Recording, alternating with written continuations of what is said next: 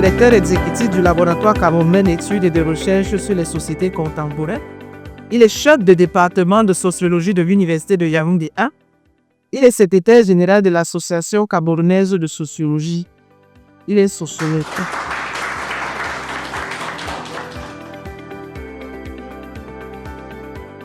Avant toute chose, exprimer, Madame le professeur Viviane Ondoviolé, qui est directrice de cet important programme, ma gratitude particulière pour m'avoir associé à vos échanges.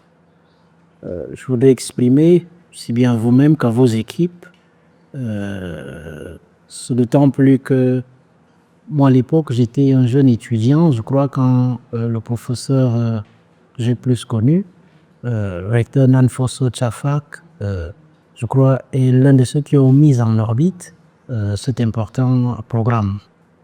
Je dois rapidement confesser à ceux qui nous suivent que j'ai en partage avec Madame le professeur Ndouabi-Olé de solides liens d'amitié.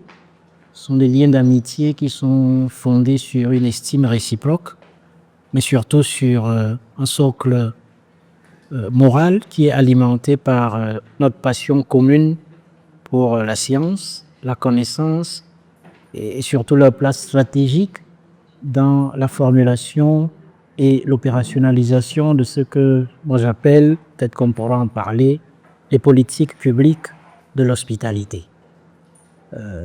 Puisque le monde dans lequel nous habitons nous accueille, c'est en cela que ce monde nous est quelque part, nous ouvre les bras de son hospitalité, et il se peut que la vocation, entre guillemets, morale de l'homme doit le conduire en permanence à créer les conditions de l'hospitalité, c'est-à-dire les conditions pour que le monde dans lequel nous avons été accueillis soit en permanence habitable, c'est-à-dire hospitalier à la vie. Donc, j'étends cette courtoisie à ceux qui sont ici et à ceux qui nous écoutent au loin, qui sont connectés. Alors, la question, vous avez absolument raison, volontairement polémique, qui annonce et structure le thème de la conférence de cet après-midi, n'a surtout pas pour, disons, pour effet de déstabiliser ceux qui sont des économistes, ou alors de faire douter à ceux qui, disons, sont ancrés dans cette discipline, ou encore aux professions et métiers de l'économie en général, dans le but, en fait un but improbable de leur faire perdre la foi en ce complexe de savoir spécialisé dont l'économie constituerait le terminal intellectuel et opérationnel.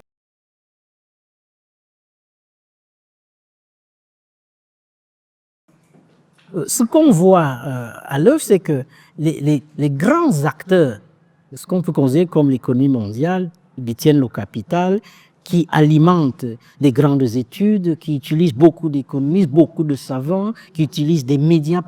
Ils ont tout un système qui repose sur des stratégies qui visent à transformer les sociétés, en fait, parce que c'est ça la grande conclusion, à transformer les sociétés dans leur mode historique d'expression, à redéfinir leur identité politique et économique dans le sens de légitimer en quelque sorte la domination et la rationalité du capital, qui vise à renforcer notamment l'autorité, la place hégémonique de ce qu'on a appelé au siècle dernier l'homo economicus, qui est une incarnation contemporaine d'une forme de messianisme, de messianité, et qui consacre la préscience du paradigme économique sur le paradigme politique. Je dois juste vous signaler que, et ça m'avait beaucoup intéressé, c'est-à-dire que à travers, je vous cite là, je vais vous citer là Jean-Marc Ella, qui est un sociologue africain, qui est considéré, que je considère comme mon maître en sociologie.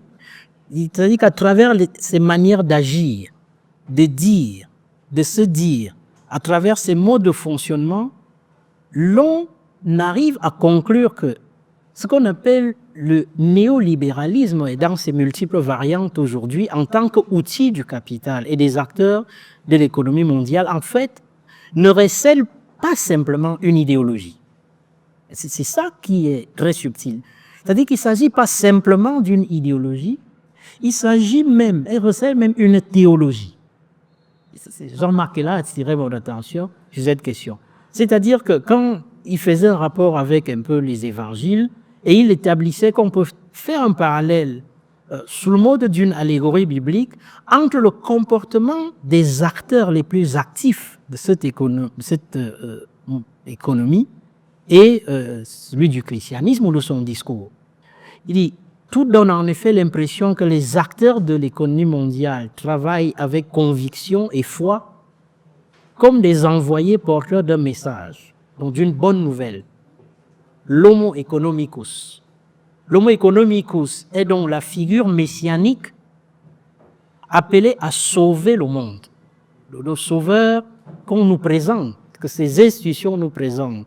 Et dans les régimes de croyance qu'ils proposent, que nous acceptons, en tant qu'experts, en tant que politiques, en tant que banquiers, en tant qu'hommes d'affaires, c'est ça. C'est l'homo économique, il doit sauver le monde. Et son message est sans équivoque.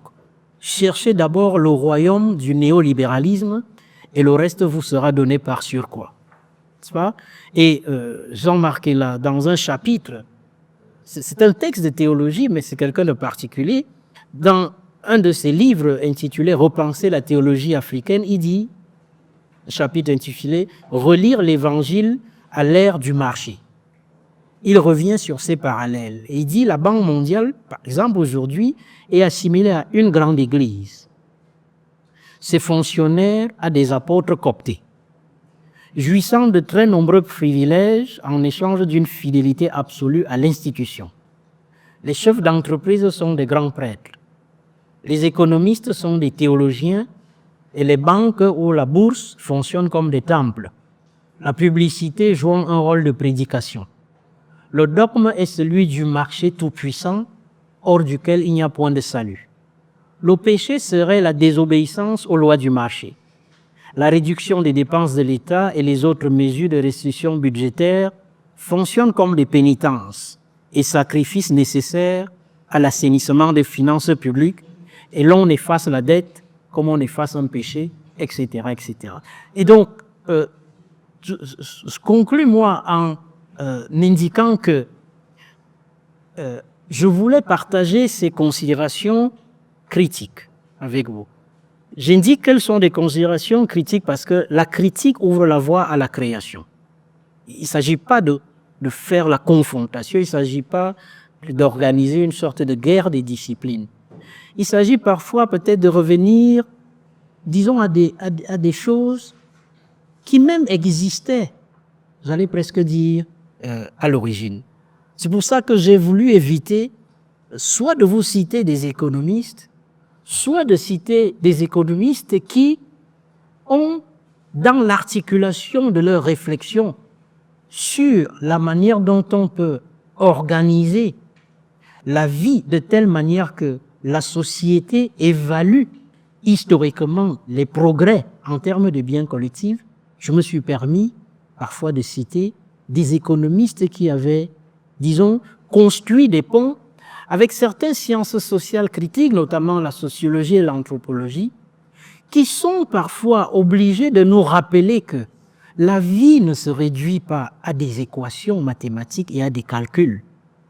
Donc, le fait de s'enfermer parfois dans cette sorte de raison statistique, de raison marchande, en oubliant que la vie va au-delà de ça, peut nous créer des problèmes. Et je crois que une grande part de la chance, c'est encore une chance petite, des sociétés africaines aujourd'hui confrontées au ravage d'une raison marchande, portée par un capitalisme qui dévaste tout, est encore portée par le fait que, pour beaucoup de nos sociétés, ce que j'appelle les 3 lieux anthropologiques de la gratuité sont en partie encore préservés de leur dimension, de leur logique de marchandisation. Et ces 3 lieux anthropologiques de la gratuité sont la fête, la famille et l'amitié. C'est-à-dire que si l'on veut, et c'est là où le dialogue entre économistes vraiment enfermés sur la question que ça coûte combien, c'est quoi, on marchandise, quoi, on calcule, la calculabilité, etc. C'est là où ce dialogue avec, disons, ces sciences sociales qui s'intéressent à des phénomènes réputés symboliques peut être nécessaire. Chacun d'entre vous, pour ceux qui ont voyagé, ont été témoins de ça. J'ai vécu en Italie, j'ai travaillé comme étudiant, j'étais très loin, j'habitais une ville qu'on appelle Parme. Parme, c'est la capitale agroalimentaire de l'Europe. En tout cas, c'était encore le cas à l'époque. Et je partais travailler loin dans une usine de fabrication, je crois, de tomates. Et un jour, une dame à côté de moi, pendant une pause, elle me dit, tu fais comment pour arriver ici? J'habitais au centre-ville, dans une cité universitaire. Je lui dis, mais il y a un ami qui m'accompagne parce que moi, je n'ai pas de voiture. Cette dame ne comprenait pas. Elle me dit, mais un ami, lui n'a rien à faire. Comment un ami, il te prend, il brûle son carburant, il brûle son temps et il t'amène ici. C'est-à-dire que nous sommes là dans un régime anthropologique où l'idée de la gratuité aura disparu. L'idée du don. Et dès que le don ou la gratuité disparaissent, tout peut se vendre et s'acheter. On réduit donc des êtres humains, tout est pensé en termes d'équivalence monétaire. N'est-ce pas? Et donc, voyez-vous, nous sommes encore dans ces pays où ça s'est préservé. On peut encore faire quelque chose en disant, si ce n'était pas mon ami, je n'allais pas faire ceci. C'est-à-dire qu'on peut encore faire des choses réputées irrationnelles pour la rationalité économique parce que c'est notre ami ou parce que c'est notre frère, notre sœur, notre ceci. Et la fête, et vous, on fait des fêtes, parfaits inconnus arrivent, on ne sait pas. C'est pour ça que moi, ça me choque pas quand on dit, mais même le 8 mars, on transforme ça en festivité. J'y vois là quelque chose de plus profond. C'est-à-dire la fête est le lieu où de parfaits inconnus font l'expérience d'une socialité la plus inattendue, font des échanges sans nécessairement attendre. Oui, mais vous ne faites pas la fête en disant, bon, chacun a apporté ceci, chacun boit ce qu'il a apporté. Vous partez dans un restaurant, alors que chez nous, vous faites aérobas, un deuxième tour, troisième tour, je paye. Mais là-bas, chacun prend sa calculatrice. Lorsque je vous ai invité en café, chacun paye ce qu'il a. Et donc, il m'est arrivé de dire que je crois qu'en approfondissant ces réserves d'éléments, notamment autour du don, de la gratuité, des réserves de choses qui n'ont pas encore été radicalement affectées, donc des régimes de vie non encore affectés par le processus de marchandisation, je crois qu'il est possible qu'à partir des sociétés africaines, peut-être qu'on contribue à faire émerger une pensée économique qui peut réparer les sociétés. Et faire émerger cette pensée économique qui répare les sociétés et non qui tue les sociétés, qui limite la capacité des sociétés à se transformer, en fait, qui confond croissance économique et croissance sociale, parce qu'il y a une différence, la croissance économique interprétée à partir des indicateurs chiffrés et la croissance sociale. C'est deux notions radicalement différentes. Il nous faut donc retourner à certains fondamentaux, parfois qui ne sont pas nécessairement économiques. C'est pour ça que je voudrais vous suggérer, entre deux ou trois choses, d'essayer de relire Karl Polanyi.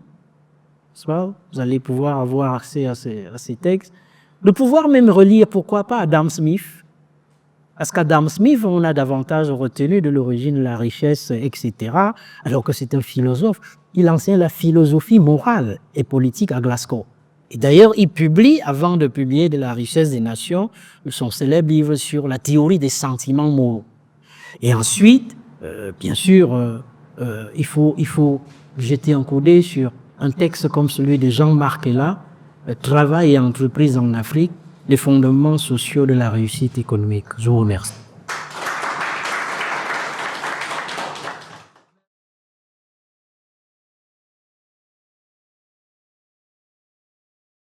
De la société, le nom, à votre avis.